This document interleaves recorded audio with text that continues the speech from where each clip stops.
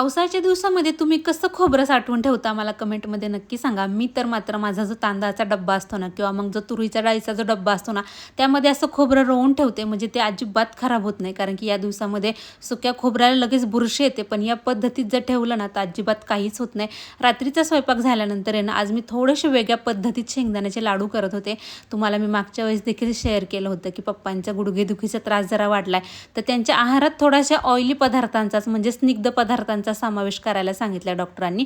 तर म्हटलं चला त्यांच्यासाठीच आहे ना आज थोडेसे वेगळ्या पद्धतीचे शेंगदाण्याचे लाडू करूयात. त्यासाठीच इथं मी 2 वाटी शेंगदाणे घेतले होते, त्यामध्येच काजू बदाम थोडीशी विलायची घातली आणि मंद आचेवरती अगदी तेल सुटेपर्यंत हे मी भाजून घेतलं होतं. त्यामध्ये 1 वाटी पांढरे तीळ घातले होते आणि 1-1.5 वाटी जवस घातले होते. आता हे दोन्ही देखील आहे ना अगदी मंद गॅसवरती तडतड उडेपर्यंत भाजून घ्यायचे.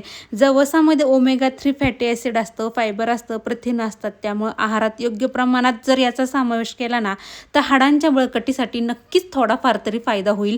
रोजच्या आहारात थोडीशी पौष्टिकता वाढवण्याचा माझा हा छोटासा प्रयत्न होता. मिक्सरला बारीक केल्यानंतर तुम्ही बघू शकता अगदी सहज याचा लाडू वळत होता. त्यामध्ये 2 चमचे तूप घातलं, छान मिक्स केलं आणि यामध्ये गूळ असल्यामुळे ना अगदी छोटे छोटे हे मी लाडू वळले होते, कारण की ऑलरेडी पप्पांना शुगरचा त्रास आहे. आता इथं आहे ना मी अर्धेच लाडू वळले होते, कारण की मला बराच उशीर झाला होता. चला कसा वाटला व्हिडिओ कमेंटमध्ये नक्की सांगा. तोपर्यंत बाय.